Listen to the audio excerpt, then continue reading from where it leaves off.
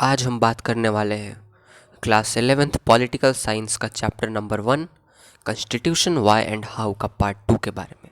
मैंने पार्ट 1 को ऑलरेडी बना दिया है और उसे अपलोड कर दिया है और मैं उसकी लिंक डिस्क्रिप्शन बॉक्स में दे दूंगा। तो इस पार्ट को देखने से पहले आप पार्ट 1 को देख सकते हैं फॉर बेटर क्लैरिटी। हम बात करेंगे how the constitution of India was made. आखिर हमारे भारत का संविधान कैसे बना। तो जो ब्रिटिश होते हैं, जो अंग्रेज होते हैं, भारत को फ्रीडम देने के लिए एक प्लान भेजते हैं, एक मिशन भेजते हैं जिसका नाम होता है कैबिनेट मिशन प्लान। अंग्रेज हमें फ्रीडम इसलिए देना चाहते हैं क्योंकि वर्ल्ड वार 2 जब 1945 में वह जीतते हैं तो वह जीत कर भी उसे हार जाते हैं क्योंकि उन्हें बहुत ही रिसोर्सेज का क्षति होता है और वह इतने पावरफुल नहीं होते कि हमारे जैसे इतने बड़े कंट्री को रूल कर पाएँ।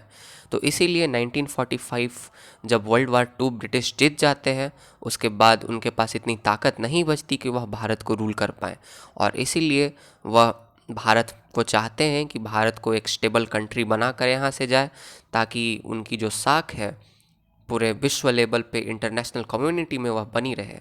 इसलिए वह पहले चाहते हैं कि भारत का कॉन्स्टिट्यूशन बनवाएं, भारत को अच्छे से सेटल कर दें, यहाँ एक अच्छे से गवर्नमेंट बनवा दें और उसके बाद हम यहाँ से निकल जाएं। तो इसी पर्पस से हमें फ्रीडम देने के लिए, हमें इंडिपेंडेंस देने के लिए जो ब्रिटिश होते हैं 1946 में कैबिनेट मिशन प्लान भेजते हैं। कैबिनेट मिशन प्लान का सबसे मुख्य उद्देश्य होता है भारत का कॉन्स्टिट्यूशन बनवाना और भारतीयों के हाथ में अथॉरिटी और गवर्नमेंट को ट्रांसफ़र करना। There were two full task for cabinet mission to make the constitution of India and to power transfer to the Indians. इस कैबिनेट मिशन के 3 मेंबर्स होते हैं, sir Stafford Cripps, Pethick Lawrence और A V Alexander. ये mission आती है और अपने प्लान को प्रस्तुत करती है। कैबिनेट मिशन बोलती है कि उस समय पाकिस्तान के डिमांड को रिजेक्ट कर दिया जाता है। 1940 से जो मोहम्मद अली जिन्ना थे और जो मुस्लिम लीग उनकी पार्टी थी वह एक नया कंट्री बनाना चाहती थी, पाकिस्तान बनाना चाहती थी, पर कैबिनेट मिशन प्लान पाकिस्तान के डिमांड को रिजेक्ट कर देता है और कहता है कि अनडिवाइडेड इंडिया का अर्थात अखंड भारत का एक कंस्टिट्यूएंट असेंबली बनेगा, एक संविधान सभा बनेगी जिसका कार्य होगा भारत के लिए संविधान बनाना। तो अनडिवाइडेड इंडिया के लिए कंस्टिट्यूएंट असेंबली बनाने का प्रपोज़ल रखा। इस कंस्टिट्यूएंट असेंबली में कुछ लोग इलेक्टेड होंगे और कुछ लोग नॉमिनेटेड होंगे, क्योंकि जो उस समय का भारत हुआ करता था एक ऐसा हिस्सा हुआ करता था जिस पे ब्रिटिश डायरेक्ट रूल किया करते थे। ये बात तो आप पक्का याद रखें कि पूरे भारत पर अंग्रेज़ों का ही कब्जा था, अंग्रेज ही रूल करते थे। पर कुछ स्थान ऐसे हुआ करते थे जिस पे अंग्रेज डायरेक्ट रूल किया करते थे, अपने डीएम को भेजकर, मजिस्ट्रेट को भेजकर। लेकिन कुछ एरियाज़ ऐसे हुआ करते थे हमारे इंडिया में जिस पे अंग्रेज इनडायरेक्टली रूल किया करते थे, अर्थात वहाँ एक राजा हुआ करता था और राजा अपने प्रजा को संभालता था, परंतु वह राजा अंग्रेजों के अधीन था।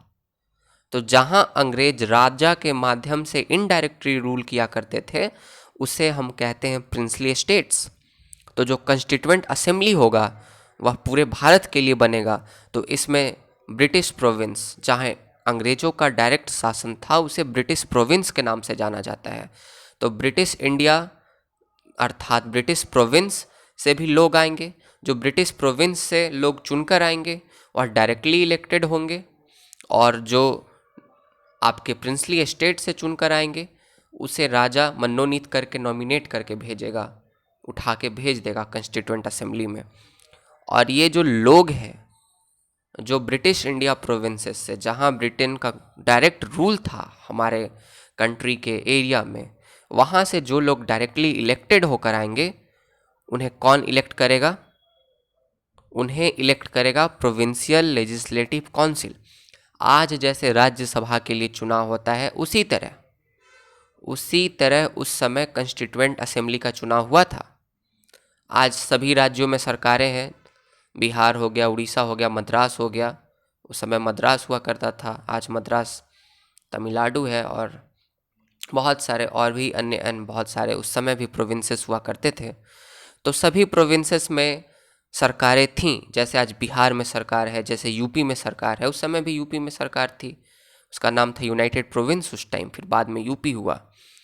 तो जितने भी सरकारें थीं प्रोविंशियल लेजिस्लेटिव काउंसिल के अर्थात विधान परिषद के, तो जितने भी सदस्य थे विधान परिषद में, जितने भी विधायक थे, उन लोगों को चुनना था कंस्टिट्यूएंट असेंबली के मेंबर्स को। तो इनडायरेक्टली इलेक्शन हुआ था कंस्टिट्यूएंट असेंबली के मेंबर्स का। कहाँ से इलेक्शन हुआ था? ब्रिटिश इंडिया प्रोविंसेस से कंस्टिट्यूएंट असेंबली के लिए, जो कि इलेक्टेड हुए थे यहाँ से। और दूसरा, नॉमिनेट होकर गए थे प्रिंसली स्टेट से, उनका कोई इलेक्शन नहीं हुआ था।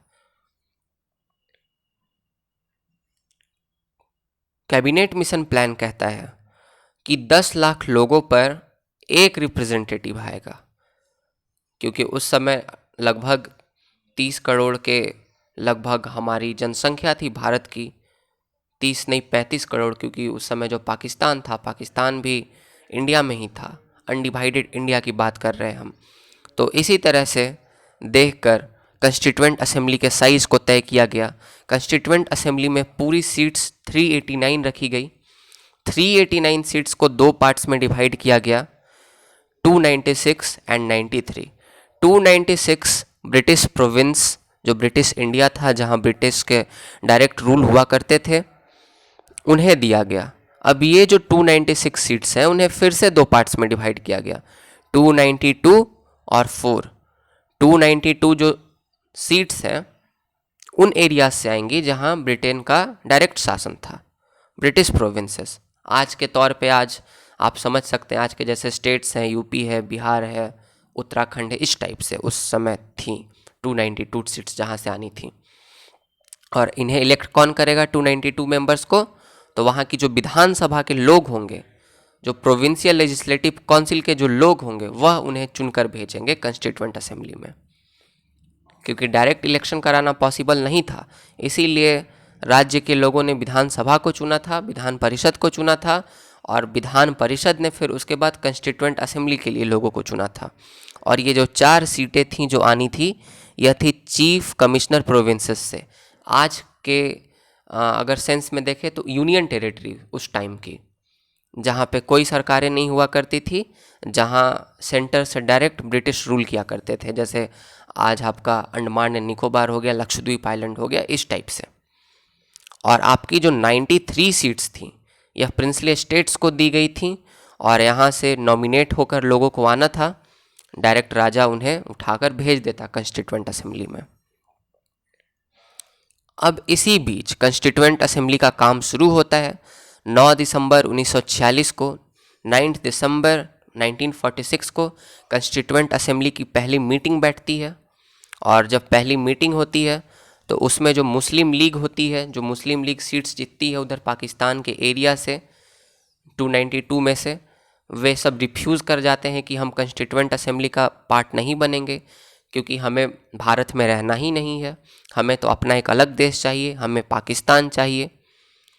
ये जद्दोजहद हो रही थी, लेकिन इसके बीच ही कंस्टिट्यूएंट असेंबली का काम शुरू होता है।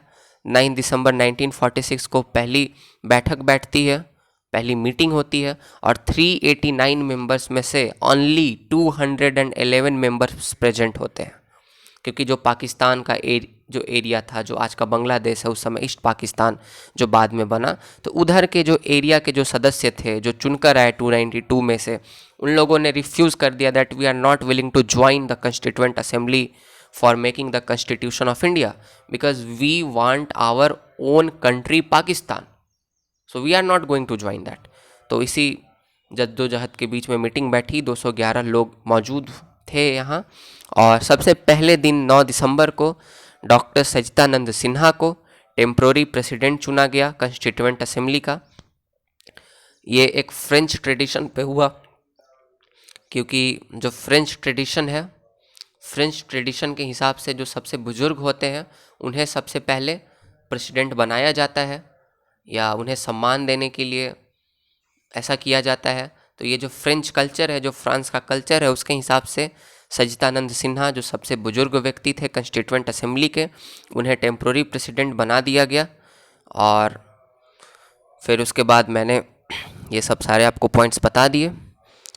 उसके बाद अगली जो बैठक हुई 11 दिसंबर 1946 को हुई, 11 दिसंबर 1946, और इस सेकेंड मीटिंग में डॉक्टर राजेंद्र प्रसाद को परमानेंट प्रेसिडेंट बना दिया गया कंस्टिट्यूएंट असेंबली का, इंडिया का नहीं, कंस्टिट्यूएंट असेंबली का, जो कि कॉन्स्टिट्यूशन बना रही है भारत की। क्योंकि आपको एक प्रेसिडेंट चाहिए, जैसे आज लोकसभा में कार्रवाई होती है तो एक स्पीकर चाहिए कार्रवाई को देखने के लिए, कैसे कैसे काम चले, कौन सा चीज़ हो कौन सा चीज़ ना हो। तो इसके लिए आपको एक, अगर असेंबली है तो उसके लिए आपको एक लीडर चाहिए, एक प्रेसिडेंट चाहिए। तो डॉक्टर राजेंद्र प्रसाद को परमानेंट प्रेसिडेंट बनाया जाता है। अगली मीटिंग बैठती है 13 दिसंबर 1946 को। इस दिन जवाहरलाल नेहरू जो है वह एक ऑब्जेक्टिव रेजोल्यूशन मूव करते हैं असेंबली में, कंस्टिट्यूएंट असेंबली में, जिसमें ये लिखा होता है कि जो हम संविधान बनाएंगे वह किस दिशा में जाएगा, वह किस ऑब्जेक्टिव्स को पूरा करेगा, उसमें कौन कौन से रूल्स होंगे, रेगुलेशंस होंगे, कौन से राइट्स होंगे, ये सब चीज़ होता है। और यही जो ऑब्जेक्टिव रेजोल्यूशन होता है बाद में भारत का जाकर प्रियम्बल बनता है हमारे कॉन्स्टिट्यूशन का। तो जो प्रियम्बल आप देखते हैं, जो कि हर एक एनसीईआरटी बुक के फर्स्ट पेज में आपको मिल जाएगा, वह ऑब्जेक्टिव रेजोल्यूशन का ही देन है। ऑब्जेक्टिव रेजोल्यूशन ही बाद में प्रियम्बल बन जाता है हमारे कॉन्स्टिट्यूशन का। और इस ऑब्जेक्टिव रेजोल्यूशन को 22 जनवरी 1947 को सारे सदस्य आम सहमति के साथ, कंसेंसस के साथ इसे अडॉप्ट कर लेते हैं ऑब्जेक्टिव रेजोल्यूशन को, और काम अपना कॉन्स्टिट्यूशन बनाने का चलता है। परंतु हम पहले भी मैंने बताया कि पाकिस्तान जुड़ना नहीं चाहता था कॉन्स्टिट्यूएंट असेंबली में, और वह बार बार धमकियां दे रहा था कि अगर हमें एक नया देश नहीं बना कर दोगे तो हम राइट्स करवा देंगे। जो मुस्लिम्स थे, जो मोहम्मद अली जिन्ना के सपोर्टर्स थे, जो पाकिस्तान की मांग कर रहे थे, तो इससे खतरा था कि हमारे देश में सिविल वार हो जाए, गृह युद्ध हो जाए और हिंदू मुस्लिम के बीच राइट्स हो जाए। उस समय राइट्स हो भी रहे थे। तो इस डर को देखते हुए लॉर्ड माउंटबेटन, जो उस समय यहाँ के गवर्नर जनरल हुआ करते थे, उन्होंने पार्टीशन ऑफ इंडिया को अनाउंस किया 3 जून 1947 को। 3 जून 1947 को लॉर्ड माउंटबेटन प्लान आता है और लॉर्ड माउंटबेटन इंडिया को 2 हिस्सों में बांट देते हैं, क्योंकि यही सबसे अच्छा उपाय था सिविल वार को रोकने के लिए। और इस तरह से 14 और 15 अगस्त को 1947 को पाकिस्तान और इंडिया दोनों इंडिपेंडेंस होते हैं। पाकिस्तान 14 अगस्त 1947 को आज़ाद होता है और भारत को 15 अगस्त 1947 को आज़ादी मिलती है। और जब पाकिस्तान अलग हो गया, उस समय का पाकिस्तान आज का बांग्लादेश और अभी का पाकिस्तान दोनों हुआ करता था, west Pakistan and east Pakistan. तो उन एरिया से जो मेंबर थे कंस्टिट्यूएंट असेंबली में जो चुन कर आए थे, वह कम हो गया। जो साइज था कंस्टिट्यूएंट असेंबली का, मैंने कंस्टिट्यूएंट असेंबली को CA शॉर्ट फॉर्म में लिखा है, आप इसे समझ जाएं। तो जो पार्टीशन हुआ उसके बाद जो कंस्टिट्यूएंट असेंबली थी, इसका साइज घट जाता है और मात्र 299 मेंबर्स ही बचते हैं 389 में से। और 299 में से अब 229 जो है वह ब्रिटिश प्रोविंसेस से चुन के आने थे, जहां ब्रिटेन का डायरेक्ट रूल हुआ करता था। और जो 70 मेंबर्स थे वह प्रिंसली स्टेट्स से चुनकर आने थे। हम जानते हैं कि जब भारत आज़ाद हुआ 15 अगस्त 1947 को, तो कुल मिला के 565 प्रिंसली स्टेट्स थीं, जिसमें से 562 को सरदार वल्लभ भाई पटेल ने एक किया था, और इसीलिए उन्हें हम आयरन मैन ऑफ इंडिया के नाम से जानते हैं। और उन्हें हम स्टैचू ऑफ लिबर्टी बनाया है हमने उनके लिए, और उन्हें सम्मान दे रहे हैं। Because India is united, then it is because of Sardar Vallabhbhai Patel. तो जो प्रिंसली स्टेट्स उस समय हुआ करती थी, उनको 70 सीट्स जीत दी जाती हैं। अब बेहतर फंक्शनिंग के लिए आप एक कॉन्स्टिट्यूशन बना रहे हैं, तो कॉन्स्टिट्यूशन में आपको बहुत सारे आपको प्रबंधों को, प्रोविजंस को रखने हैं। फंडामेंटल राइट्स भी रखना है, directive principle of state policy भी रखना है, आपको सिटीजनशिप के लिए क्या क्या क्राइटेरिया होना चाहिए ये भी रखना है, नेशनल फ्लैग क्या होगा, माइनॉरिटी के राइट्स क्या होंगे, आपको बहुत सारी चीज़ों का ध्यान रखना है। एग्जीक्यूटिव कैसा होगा, लेजिस्लेचर कैसा होगा, जुडिशियरी कैसा होगा। तो बेटर फंक्शनिंग के लिए हर एक काम एक एक कमेटी को दे दिया गया और टोटल मिला के कंस्टिट्यूएंट असेंबली के 22 कमिटीज़ थे जो कि अलग अलग काम कर रहे थे, अलग अलग चीज़ कर रहे थे। और इस 22 कमिटीज़ में से जो 8 कमिटीज़ थी सबसे इम्पॉर्टेंट कमेटी थी, जिनके आपके जो चेयरमैन थे जवाहरलाल नेहरू, सरदार वल्लभ भाई पटेल या राजेंद्र प्रसाद, जो डोमिनेंट लीडर हुआ करते थे उस समय कंस्टिट्यूएंट असेंबली के, वे बनते थे। और इन 22 कमिटीज़ में से जो सबसे ज़रूरी और सबसे इम्पॉर्टेंट कमेटी थी that was the drafting committee. Drafting committee में कुल 7 सदस्य थे। एक थे BR अम्बेडकर जो कि उसके चेयरमैन थे ड्राफ्टिंग कमेटी के, और अन्य 6 सदस्य थे। कुल मिला के 7 सदस्य हुए। ड्राफ्टिंग कमेटी का काम था संविधान का ढांचा तैयार करना, स्ट्रक्चर तैयार करना, फ्रेमवर्क तैयार करना कि कॉन्स्टिट्यूशन में कौन सी चीज़ें पहले होंगी। पहले टेरिटरी के बारे में लिखा जाए कि फंडामेंटल राइट्स के बारे में लिखा जाए। नक्शा बनाना, घर का आप नक्शा बनाते हैं ना कि यहाँ ड्राइंग रूम होगा, यहाँ हम किचन रखेंगे, यहाँ हम बेडरूम रखेंगे। इस तरह से एक नक्शा तैयार करना कॉन्स्टिट्यूशन का कि कौन सी चीज़ें पहली आएंगी, कौन सी चीज़ें बाद में आएंगी। पहले लेजिस्लेचर को लिखें कि पहले जुडिशियरी को लिखें कि पहले एग्जीक्यूटिव के बारे में लिखें, क्या लिखें। तो this is called the drafting of the constitution. इसीलिए BR अम्बेडकर को chief architect of the Indian constitution कहा जाता है।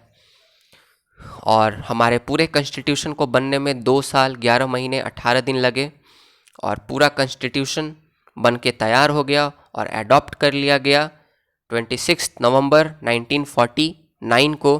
कॉन्स्टिट्यूएंट असेंबली जो है इसे पास कर देती है, रेटिफाई कर देती है, और फाइनली 26 जनवरी 1950 को हमारा कॉन्स्टिट्यूशन इन्फोर्स हो जाता है हमारे कंट्री में और हम रिपब्लिक बन जाते हैं।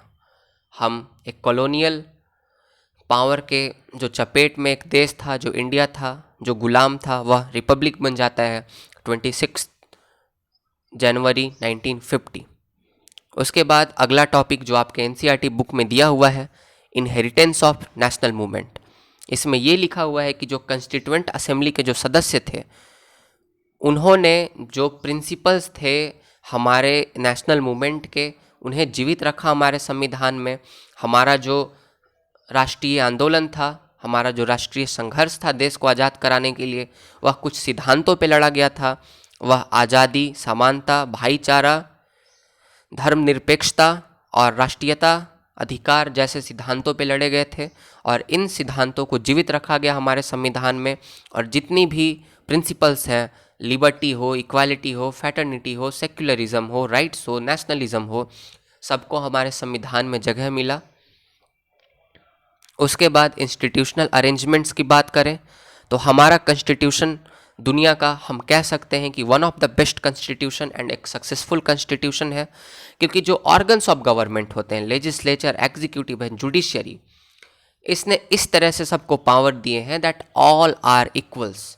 अपने अपने क्षेत्र में, अपने अपने फील्ड में सब बराबर हैं, कोई किसी को डोमिनेट नहीं करता।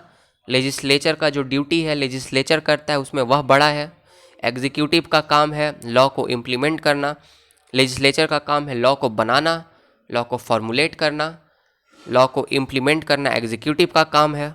जुडिशियरी का काम है जजमेंट देना, डिस्प्यूट्स को सेटल करना। तो जो जो काम जिस जिस ऑर्गन्स को दिए गए हैं वह उसमें अपने आप के जो फील्ड है, अपने उसके जो जुडिडिक्शन है, जो क्षेत्राधिकार है, उसमें वह सुप्रीम है, लेकिन कोई एक दूसरे से बड़ा नहीं है। Thus our institutions works on the check and balance method. No one is superior. हम ऐसा नहीं बोल सकते जुडिशियरी बड़ी है, एग्जीक्यूटिव बड़ा है या लेजिस्लेचर बड़ा है। नहीं, सब अपने अपने कार्य में, सब अपने अपने फील्ड में बराबर है। कोई भी ऑर्गन को एक दूसरे से ज़्यादा शक्ति नहीं दी गई। दूसरा जो प्रिंसिपल पे हमारा कॉन्स्टिट्यूशन काम करता है वह है सेपरेशन ऑफ पावर। वही division of power among the organs of government, जो ऑर्गन्स ऑफ गवर्नमेंट है, लेजिस्लेचर, एग्जीक्यूटिव एंड जुडिशरी, उनके बीच में डिवीज़न होता है पावर का कि कानून बनाने का काम लेजिस्लेचर का है तो लेजिस्लेचर ही कानून बनाएगा, कानून को लागू करवाने का काम है एग्जीक्यूटिव का तो एग्जीक्यूटिव ही कानून लागू कराएगा और नहीं करा सकता कोई। जुडिशरी का काम है डिस्प्यूट सेटल करना तो या जजमेंट देना, तो ये सिर्फ जुडिशरी ही करेगा, लेजिस्लेचर इस काम को नहीं कर सकता। तो एक डिस्टिंक्शन देख सकते हैं, एक डिवीज़न देख सकते हैं पावर का, ताकि कोऑर्डिनेशन, कोऑपरेशन और क्लैरिटी बना रहे सभी ऑर्गन्स के बीच में, इसलिए ऐसा किया गया। दूसरा है federalism, division of power among state and centre. कुछ आप जानते हैं कि हमारे कंट्री में 3 लिस्ट है हमारे कॉन्स्टिट्यूशन में, union list, state list and concurrent list. Union list के जो सब्जेक्ट्स हैं उन पे सिर्फ कानून बनाने का अधिकार सेंट्रल गवर्नमेंट को है, स्टेट लिस्ट के सब्जेक्ट पे कानून बनाने का जो अधिकार है वह स्टेट गवर्नमेंट को है। तो इसे ही हम कहते हैं फेडरलिज्म, डिवीज़न ऑफ पावर जो स्टेट और सेंटर के बीच में है। स्टेट लिस्ट पे सेंट्रल गवर्नमेंट कानून नहीं बना सकता और सेंट्रल लिस्ट पे या यूनियन लिस्ट पे स्टेट गवर्नमेंट कानून नहीं बना सकता। तो आप देख सकते हैं डिवीज़न ऑफ पावर किया गया है इन लिस्ट के द्वारा सेंटर में और स्टेट में, इसे ही हम कहते हैं फेडरलिज्म का प्रिंसिपल। अब हम बात करेंगे, हमारे कॉन्स्टिट्यूशन मेकर्स ने हमारे कॉन्स्टिट्यूशन बनाने के लिए 60 कंट्रीज़ के कॉन्स्टिट्यूशन को पढ़ा था और जो जो अच्छी चीज़ें थी जो कॉन्स्टिट्यूशन में उसे बोरो किया था अपने इन्वायरमेंट के हिसाब से, अपने कंडीशंस के हिसाब से इंडिया में। ऐसा नहीं कि जैसा उनके कॉन्स्टिट्यूशन में था एकदम हूबहू लिख दिया, नहीं, ऐसा नहीं था। तो आप अभी के लिए इसे याद कर लें। मैं अगले वीडियोस में जो आगे वीडियोस बनाता जाऊंगा नेक्स्ट चैप्टर्स की, उसमें इन सारे कॉन्सेप्ट को पढ़ना है आप सबों को। तो मैं उस सब वीडियोस में इन सब कॉन्सेप्ट को क्लियर करता जाऊंगा। ब्रिटेन से जो जो आपके लिए गए प्रोविजंस लिए गए हमारे कॉन्स्टिट्यूशन में, वह है फर्स्ट पास्ट द पोस्ट, मतलब जिसको हाईएस्ट नंबर ऑफ वोट्स हो जाए वो जीत जाएगा। दूसरा पार्लियामेंट्री फॉर्म ऑफ गवर्नमेंट। तीसरा rule of law, speaker of Lok Sabha and writs. आपको चैप्टर 2 में रिट्स के बारे में पढ़ना है, habeas corpus, mandamus, prohibition, quo warranto and certiorari. तो जो रिट्स का कॉन्सेप्ट है वो भी ब्रिटिश कॉन्स्टिट्यूशन से लिया गया, ब्रिटेन से लिया गया। आयरिश कॉन्स्टिट्यूशन से directive principle of state policy लिया गया, ये भी आपको सेकेंड चैप्टर में पढ़ना है, मैं अच्छे से समझाऊंगा। यूनाइटेड स्टेट्स के कॉन्स्टिट्यूशन से फंडामेंटल राइट्स लिए गए, जुडिशियल रिव्यू लिया गया, इंडिपेंडेंस ऑफ जुडिशरी लिया गया, ये सब भी आपको पढ़ना है नेक्स्ट चैप्टर्स में, मैं सबको समझाऊंगा। और प्रियम्बल जो है यहाँ से यूनाइटेड स्टेट्स से ही लिया गया जो कॉन्सेप्ट था। कैनेडियन कॉन्स्टिट्यूशन से quasi federal form of government लिया गया, अर्थात पावर तो स्टेट को भी होगा और सेंटर को भी होगा। डिवीज़न ऑफ पावर का मैंने बात किया, फेडरलिज्म पे काम करता है, बट ये फेडरलिज्म जो है सो क्वाज़ाई फेडरल है, मतलब जो स्टेट है उसके पास पावर्स होंगे पर सेंटर के पास स्टेट से काफ़ी ज़्यादा पावर्स होंगे। That is federalism with the strong centre we say. Residuary power, इसके बारे में भी बाद में बात करेंगे, ये कैनेडियन कॉन्स्टिट्यूशन से लिया गया, आप इसे याद कर लें। फ्रेंच कॉन्स्टिट्यूशन से जो प्रिंसिपल है लिबर्टी, इक्वालिटी एंड फ्रेटर्निटी, उसे लिया गया। तो दोस्तों आज मैं इस चैप्टर को कंक्लूड करता हूँ, और अगर आपको वीडियो पसंद आया तो लाइक करें, शेयर करें और सब्सक्राइब करें मेरे चैनल को। और अगर कोई क्वेरी है और अगर आपके पास कुछ सजेशंस हैं अगर मुझे देने के लिए, तो आप प्लीज़ मुझे कमेंट बॉक्स में सजेशंस दें और मेरे चैनल को प्लीज़ सब्सक्राइब करें, बेल आइकन को दबाएं। धन्यवाद दोस्तों।